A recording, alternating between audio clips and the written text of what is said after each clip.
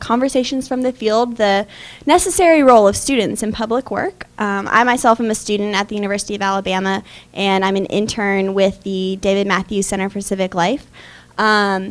And so this is a great opportunity. I'm looking around, looks like about 90% of us are students, so this is all about why we are necessary to public work. So I'm going to get started by just having all of our panelists introduce themselves. First here we have Dan and Ayubutare. Did I say it right? Okay. And then we have Derry and Martine. So I'm just going to go along and let them introduce themselves, where you're from, what your experience is with this work. Okay. Hi, I'm Dan Morse. I go to the University of Michigan, and I'm part of the Michigan Community Scholars Program. And I am also the Chief Programming Officer of a nonprofit called Future Civic Leaders. And I think what kind of attracted me to this work is young people, specifically people who are in high school and people who are still discovering what they're doing. And I think the reason why I'm particularly attracted to this group of people and wanting to get them civically engaged and participating in democracy is because I think I was fortunate enough to be in experiences where I saw the benefits and I was empowered. And I think, through my experiences participating in, civic engagement, I did Model UN, I did Youth in Government, I kind of realized a higher level of myself that I didn't really know was there. I realized a new capabilities and kind of new things I could take action on. And that really spurred me to help other students and other people realize their potential. One of the ways that I've gotten involved and tried to take action with that is through this urban gardening program that myself and Andy and Donovan have participated in Detroit. And basically what we do is we partner with this organization called the Brightmoor Youth Gardening Program. They're in Brightmoor, Detroit, and it's in a 70% vacant area of the community. Houses that are inhabited, you can't tell the difference between those that are and those that aren't. And the first time we went, we saw this emaciated dog just laying in the front yard. And we also, it's inhabited by crack addicts. And one of the ladies in the community basically said, I want to change this. And she took the two things she loves, gardening and youth, and helped the youth found this urban gardening business in the city. And it's a place where the dropout rate's above 50% for students. It's a place where there's not even employment for parents. Many of them are on third generation of poverty. And yet, it's a place where these youth own their own business, are gaining skills in financial literacy, responsibility, teamwork, community building. They're going to the market, selling their own produce, growing their own produce, and they're taking control, and they're saying, I can make money, I can make a living for myself, I can, build my community. And it's something that, I would say for me, why I'm involved is it tugged at my heartstring, and it tugged at a lot of other people who were there. And I thought if I did not share this with the world, then it would be a huge fault on my behalf. I would see it as a failure. So what we've done is we've gotten a bunch of U of M students. Donovan is one of the big leaders in the group, who have gone and we've kind of helped the youth develop their gardening business and basically expand it and get more kids involved. So, these kids are absolutely incredible. So that's one of the things I've been involved in. I'll hurry along with the second one just because I'm excited to hear what you guys have to say. But the second thing I'm involved in is a program called Future Civic Leaders that involves in getting kids civically active. We have a free summer conference in DC for low-income kids. This year we're having 4, and the kids are high schoolers. They're low-income minority students because we wanted to target to people who usually don't have the privileges of getting involved in these types of activities. And the results of last year's conference were astounding. 87% of the kids felt more self-confident after the conference. We did an exit survey. 90% of them felt more able to get involved in politics. They were more likely to. So that's absolutely incredible. We have Howard Dean and a couple people speaking at our conferences in DC this summer. And then the other sector is this high school chapter program, which actually Andy is the director of. And this basically gets kids civically involved. It's a little different from kind of a lot of the deliberative discussion-based stuff we've been talking about, but basically the kids take action on issues that they're involved in. We call it our I Can curriculum, you know. And I think kind of ironically, the I Can is something that, you know, I experienced and that we're trying to pass on to other students. So basically the first I Can is I can persuade my peers, create a following, and this is done through our election simulation competition. So basically the kids run their own election, they do an announcement speech, they do you know, campaign ad.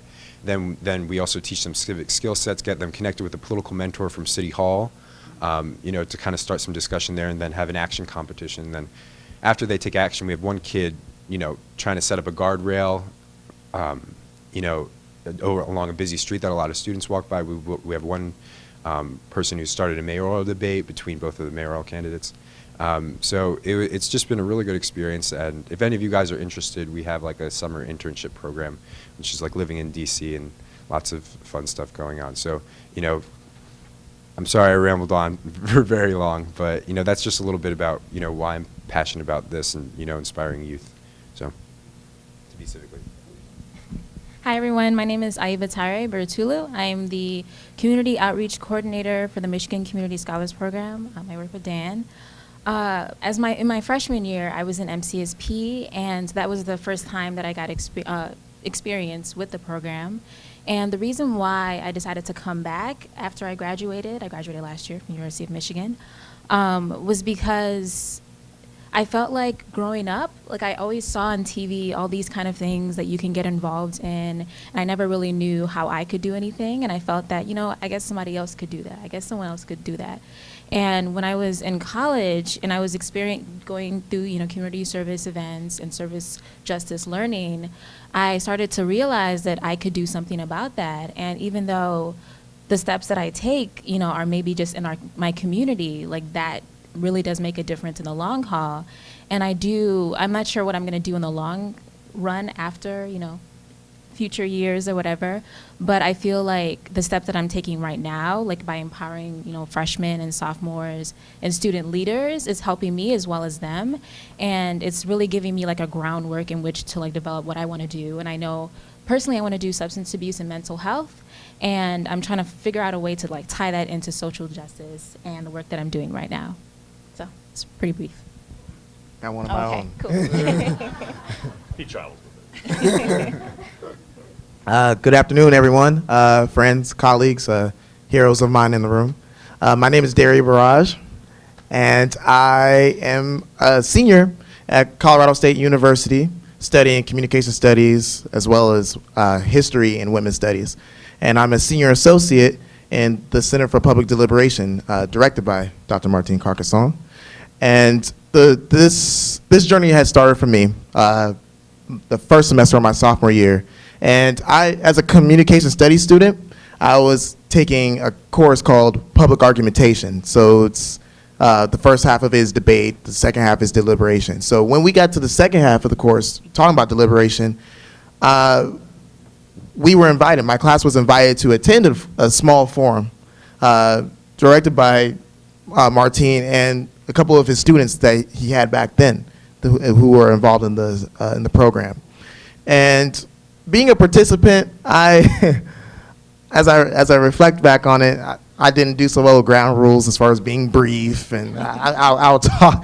But the thing is, one thing I liked about it was that the facilitator I had, she validated me in my presence, my comments, and and she made me feel as if I not only added to the conversation, she made me feel as if I added to the issue. So one thing that sparked that kind of got me going in this and got me really interested in deliberation was that I felt as if I mattered.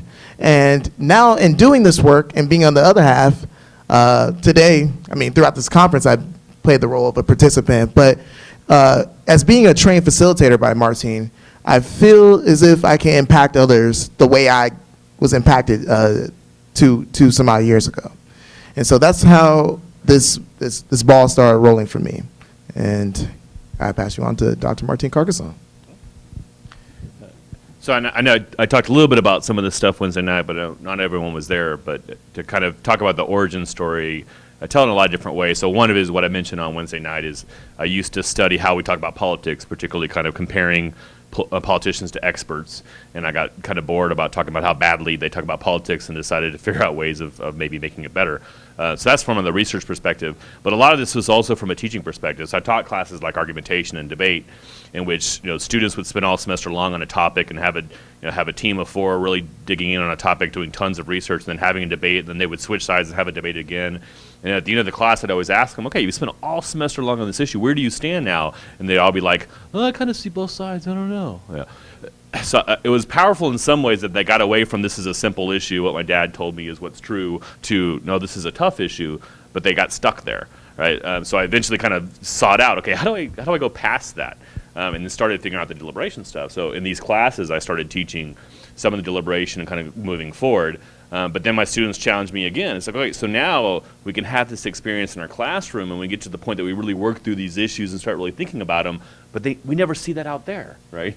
It's like, why can't we do this out there? So the Center for Public Deliberation really kind of originated from that, from students challenging me and saying, hey, we need to take this out of the classroom. So then I started taking it out of the classroom primarily for a student experience. But then I realized once we did some stuff in the community was like, this is awesome. We need more of this.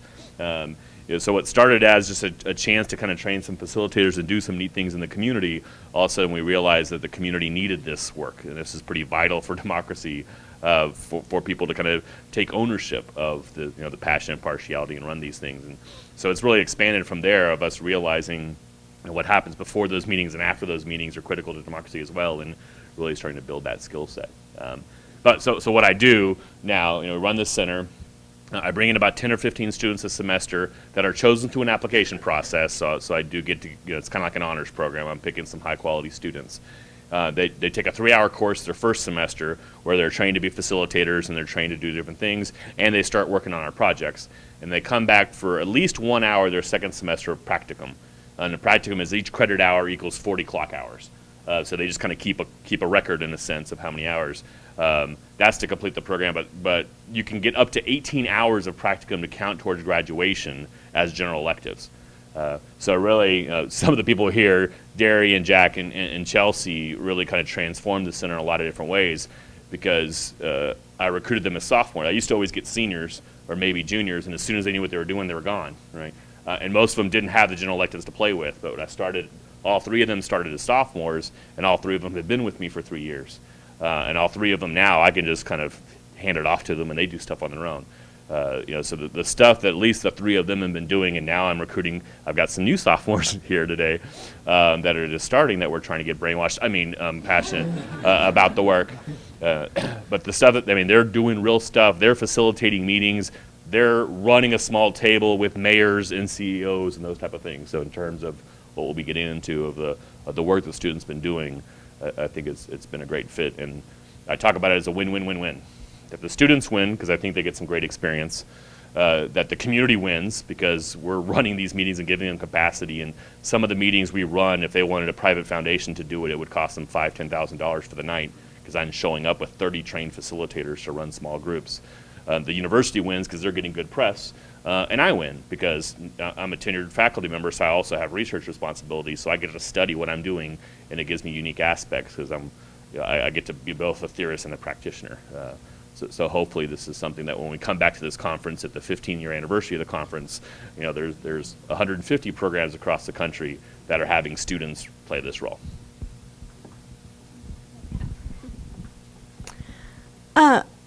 Ayubutare, did I say it right? Okay, Ayubutare. Something that you mentioned was that when you were kind of first entering college, you didn't really think that you could make much of a difference. And what do you think? Well, I think that a lot of students aren't engaged in this kind of work.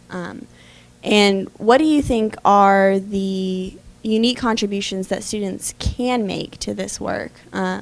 And that knowing what kind of contribution they could make would perhaps maybe get them more involved. So if you could just speak to what the contribution of a student is as opposed to any other community member. We'll just go down.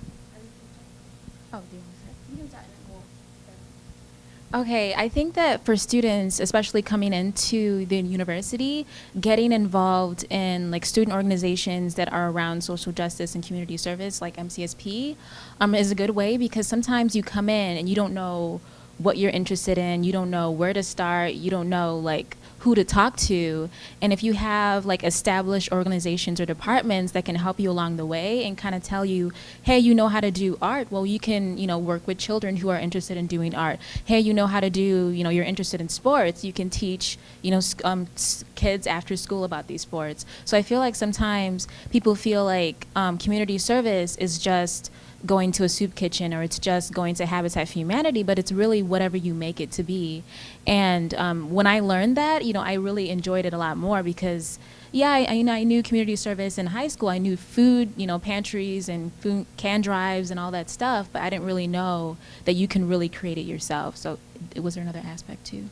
I guess, what do you think that there are contributions that a student in particular can make to this kind of work, that perhaps maybe that they bring a different perspective, or that maybe a person in the community might not have? I think that students, I think that one role that they can play is being mentors to kids, or being mentors to people who maybe are not in college yet, because let's say I'm coming from a community or from a high school where the people don't usually go to college, or if they do, they feel like, oh, I'm not going to be good enough there, or something like that. So I feel like a student coming in, they can say, well, I was able to get here, and these are the paths that I can, I can direct you in which way you can do, and I can be a role model for you coming in, and also just be an example of, with hard work you can really get to this point. And I think that students also, they have that, like,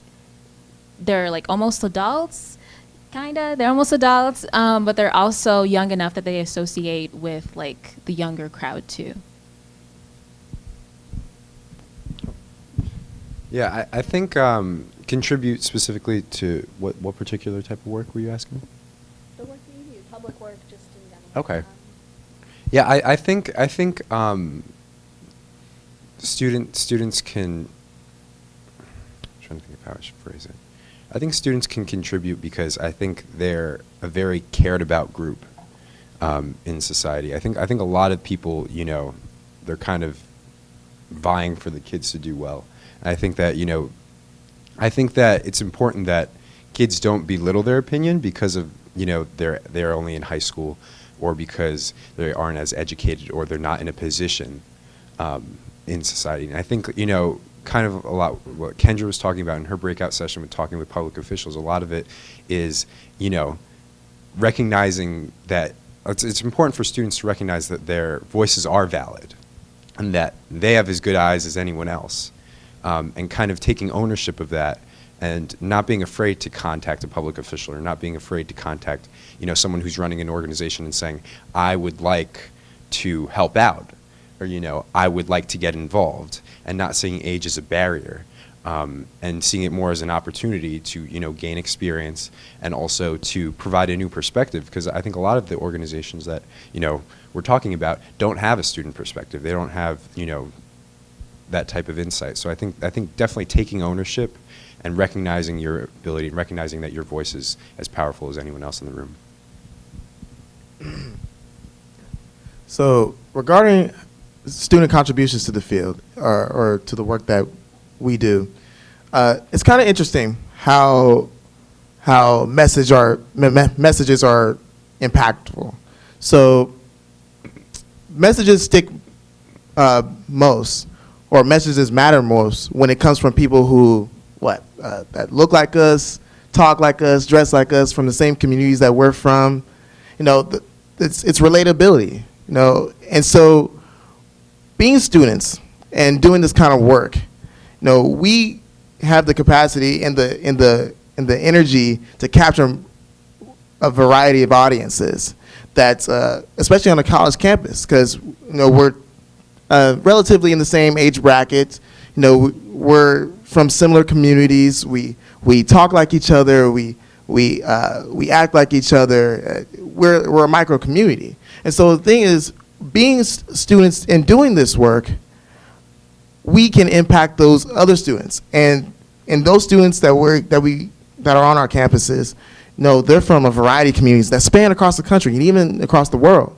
And by planting the seed and doing this kind of work, having discussions, they could, wow, I never had a talk like that before. I've never been able to talk such a critical issue so effectively as well as eloquently. And you know what? That increases the likelihood of them taking it back to their communities and their families and their friends and their network.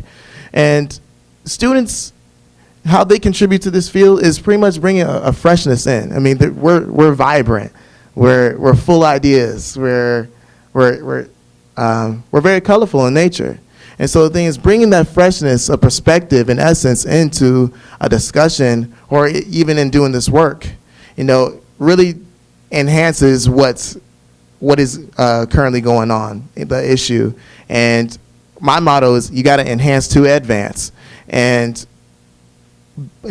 by talking with our peers and even those who are outside of our peer bracket, we really advance good democracy.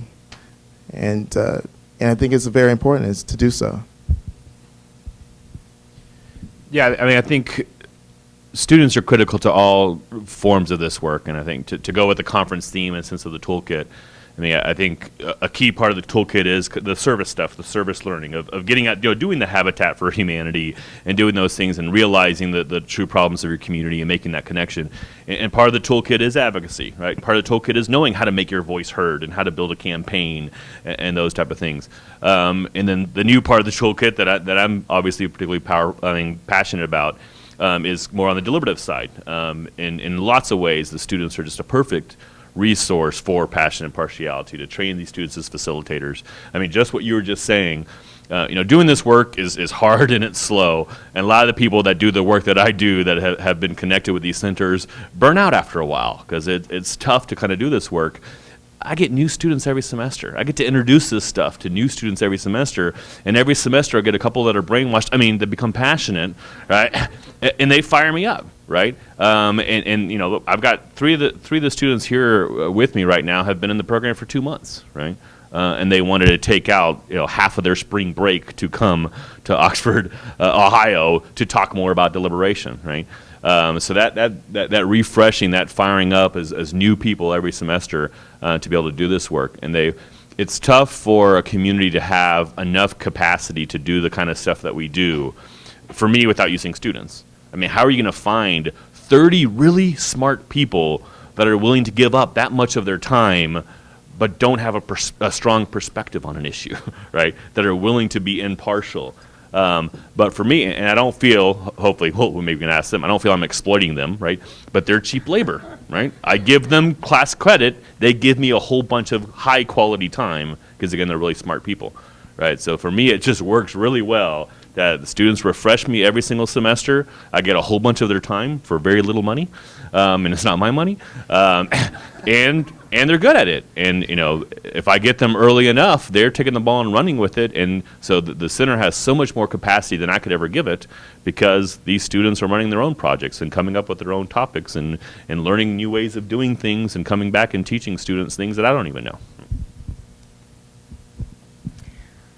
One of the things I'd like to hear you talk about is, we've heard how students can be a real asset to this work, but what are some of the limitations of working with students? Sometimes I feel like I'm not necessarily the most trained person in the room to be moderating a forum or something, but so how do you kind of balance the kind of the limitations of someone who's really just being introduced to this kind of work, especially if you're talking about something like deliberation? How do you balance kind of the newbie effect with the value of having them learn this at a younger age? Well, one thing that's changed, I first tried to do this with a regular class.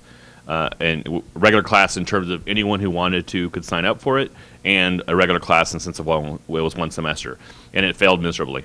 I got the idea for the center because I had about 5 students in that class that that were exceptional and really wanted and pushed me. And if we were going to do a big event, and then halfway through the semester, I canceled the big event and said, okay, we're not going to do anything in public with you people. And those 5 came to me and said, no, we wanted to do something. So then we ended up doing something kind of on campus and gave extra credit to a couple classes, and 80 students showed up, and it went phenomenal. So that's when I got the idea, is like, man, if I could just work with a small group of committed students, right? Plus, if I could have more time. So one of the answers to the question is by having the year-long program, right? So every semester I have about 15 to 20 that have been in the program for an entire semester, at least, some for 3 years, right? And then a group of new students. So the new students, it's a lot of them, they're facilitating stuff in the public 2 months in if they feel comfortable with it. But if you think about it, like everyday democracy, a lot of times will come into a community, they'll do a facilitation training, one afternoon, and then you start running a project, right? I mean, my students actually have more training than most facilitators. Right? Especially once they've gone through the whole program, they've got a year of training and tons of experience and tons of reflection, and they've got mentors to talk to and all these different kind of things. So I don't feel too limited with students, especially now that I figured out start with sophomores instead of, as soon as they're good, they're gone. Like, okay, that didn't work. The other quick bit about that is one of the limitations is people, when I'm working with organizations, the first impulse is like, oh yeah, I don't think students will work for this. And I'm like, trust me, they'll work. Like, no, And then they finally give in because they realize, okay, we can't afford $30 an hour for 30 facilitators, and my students are cheap. And typically it takes about 10 minutes into the project that they'll walk up to me and say, your students are doing great, right? Because again, they know what they're doing. Well, as Martine just kind of left off on was that, let's be real, there's... You're good. Yes. There's misconceptions about us. Thank you. There's misconceptions about us. We're too young. We're naive.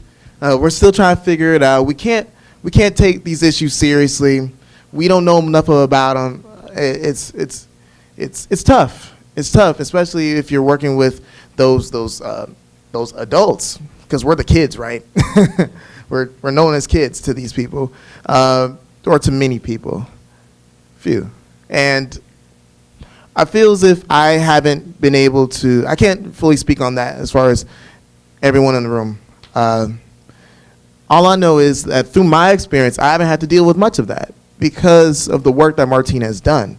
It was interesting going to last year's conference, Connect the Dots. Was that there was a team of us, there was a team of 6 of us there, and one of the biggest reflections that we had in leaving the conference was that, wow, I didn't know that that what I can do and what I'm a part of, being the part of the Center for Public Deliberation was a big deal. I haven't been able to combat many misconceptions about my abilities and my skills and my knowledge of the field and my capabilities in facilitating. It's because Martine has he was very good about laying the groundwork for us, about working very hard to advance the field and networking and whatnot. And last year, everybody knew what Martine was. He didn't go to last year's conference, but people were quoting his literature, beginning with the end of mine. My wife can take my pregnant, so I can Tracy's a good woman. And so I just didn't think how special, or I didn't realize the degree to how special what I'm a part of. And because in the local community of Fort Collins, Martine is so well known, if people know I'm connected to Martine, shoot, they're like, oh, you're good. You must be a damn good facilitator if you got trained by Martine. So I apologize that I cannot speak fully on the question of what it's like. But what I am is just I'm highlighting that we all have our mentors in this field. We got Lane, we got Nancy Thomas. We got a whole bunch of people in this room. And so I encourage you to grab hold of a mentor while you're here, because these people are doing great things that you could walk in their footprints, is what I'm saying. So I think we were talking about training. Yeah, kind of the challenges of working with students, which might have to do with training or might just have to do with the fact that we're, in and out pretty quickly. So our students, when they start off, they get, the first year students, I guess their training is just through their experiences with the sophomores and the juniors and the seniors. But more specifically, our student leaders, they get trained a little bit in the beginning. Dan can talk about this too. But most of their training, I feel, comes with experience. So as faculty members, we try not to impose too much on them. We really try to give them a little bit of guidance and then let them go with it. So, we have action teams that they have, and we don't tell them, you must do this, you must do that, or your action team. We really let them create it as they want to, because I feel like for students, they really learn by doing what they feel like they really want to do, and I feel like that's why our program is really effective, because we don't have such strict ground rules in terms of training or something like that. And I think with working with students, there's ups and downs, of course, with it. And for me, it's kind of odd because I was a student last year, and so I'm still in the in-between. Do I go with the faculty? Do I go with the students? And so I still have this student-ness in me. But I feel like working with students, especially if they are not really comfortable with the areas, I feel like it can be a challenge, because sometimes they feel like they're not educated enough about the specific issues to go and teach somebody else about it. And if that's the case, then I really recommend them teaming up with somebody on campus, other faculty who know about the issue, so they can really educate themselves that way. Because I feel like if you're not confident enough about talking about domestic violence or talking about some of these issues you may not have particular experience with, then there are definitely a lot of resources on campus of people who do know those areas. Yeah, and I definitely agree with what has been said before. And I think something that Martine mentioned that I think is really important is that there are students, and this is I guess kind of might be useful for people who are running organizations and maybe looking to work with students. I think there are students who are irresponsible, and there are students who are the bomb, like Derry. But there's also adults who are irresponsible, and there's also adults who are the man like Martine, So I think something that I think is really important is that to recognize that there are the students out there who will work as capable, if not more capable, than adults. On the Future Civic Leaders staff, we have a staff member who led our recruitment, and he was in high school. He had worked on campaigns, and he was absolutely incredible. So I think and also for, I think what's important is to find the right students rather than just discount and be worried about all students. We have 10 people on the staff for the Brightmoor, from U of M. And I think what's important is, we had an application process, and it wasn't to be selective. It was just to see, are you actually going to spend time and fill out the application? Are you going to take out 2 hours of your time and fill it out? Because that's how we know if you'll be passionate, and that's how we know if you'll be driven to do this. So I think it's important, like Martine said, the regular class didn't work because it was just people coming in and just saying, okay, students, let's see how this works. I think it's not about thinking about students. I think it's about thinking about the right students and how do we find the right students.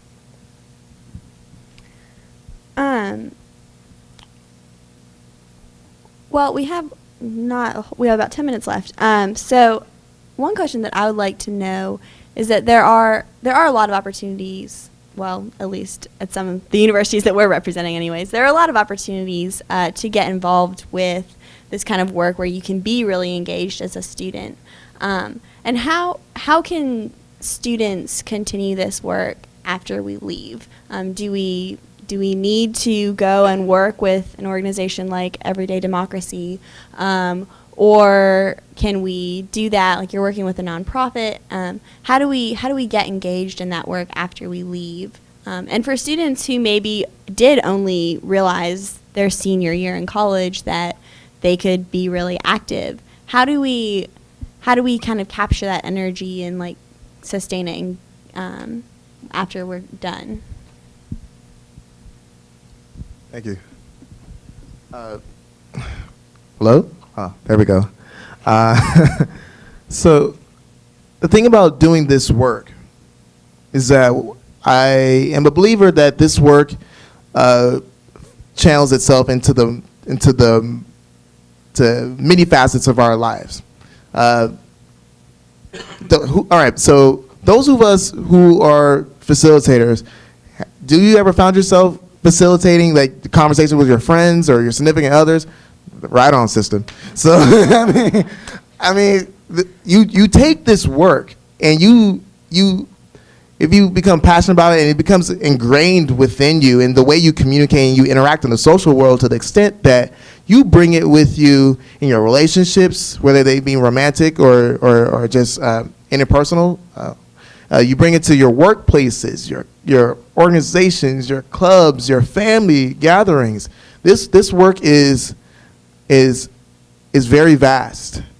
But doing this type of work specifically, like hosting forums and whatnot, I mean, if you have an idea, run with it. I mean, wherever you're a part of. So the way my path is leading within these next few months is that I'll be entering into a grad program.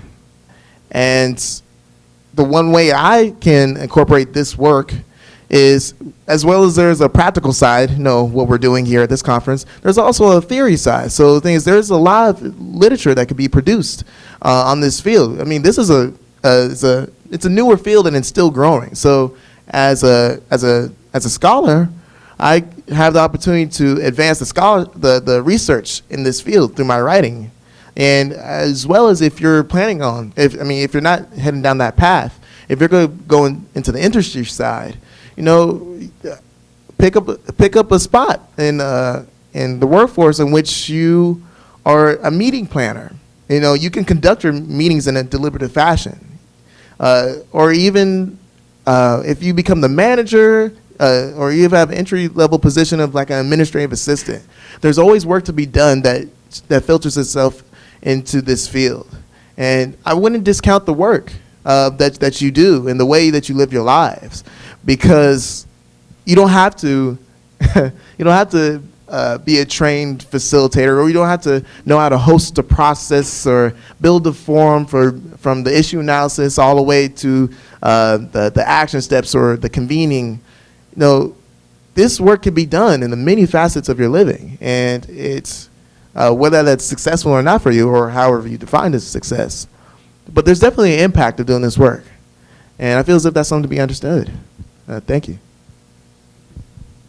Going back again to the tools, so each of those kind of three forms of engagement, whether you're kind of more of a service orientation or advocacy orientation or a deliberative orientation, they all have career paths, right? So I think we got to explode the myth in a sense of, I'm in college to kind of get a job, and on the side I'll do some of the civic stuff, because there's so many connections between that. So the service, you're learning about nonprofits, and if you don't realize, a nonprofit doesn't mean non-salary, right? There's people that get paid by nonprofits, right? So there are career paths in nonprofits, and obviously in adversarial, there's lots of jobs in adversarial politics, and we need people to do adversarial politics a little better, right? So feel free to go in there, and there's a growing career path in deliberative. That I'm really, the same model of getting sophomores now and getting them hooked and doing it for 3 years, they're coming to me saying, hey, I want to do this for a living, which is kind of forcing me to figure out how they can do it for a living, and I'm finding out how, right? And there's a lot more, United Ways are kind of moving to this work, and cooperative extension programs are kind of moving to this work, and, community foundations are moving to this work, and cities and school boards are realizing having someone who knows how to engage the public in better ways is a good employee. So I think it's going to be really interesting in the next 10 years or so to see how much people that understand process, that understand collaborative problem solving, that there's really going to be jobs opening up for them. Not just, there's already jobs now in consulting and those type of things, but I think a much broader kind of area. So this is a potential career path. So I'm going to just use myself as an example. So after my undergraduate, through my undergraduate, I was really involved, and I wanted to do social work, but I felt like I wasn't ready. Like, even though my resume was full with stuff, I just felt like I physically wasn't ready for that next step. And so I decided to do a AmeriCorps position with MCSP. And so I just really think that getting involved in whatever area that you're interested in. You don't have to go to grad school right after, but you really need to find something, like Derry said, wherever you are. So if you are interested in business, there are definitely, a lot of areas that you can go into through there. If you're interested in any facet, there's always a way for you to get involved after you graduate. And I feel like for me, this was the best decision because I'm still going to social work. I didn't change my mind. But I felt like in so many ways I've grown. Like, I'm not the same person who was just like, okay, I have community service, check. Like, I don't want to check it. I want to be able to say, okay, I really did something. And so when I'm thinking about the way that I'm giving back, I'm thinking about this position that I had and not necessarily about all the community service that I did as an undergrad, because this, I feel like, is the most important thing for me, because it's really allowing me to know who I am and what I want to do and ways that I can give back, in several ways I can do that. I would also encourage people to follow what Ibatari did, because she's absolutely slaying it at MCSP.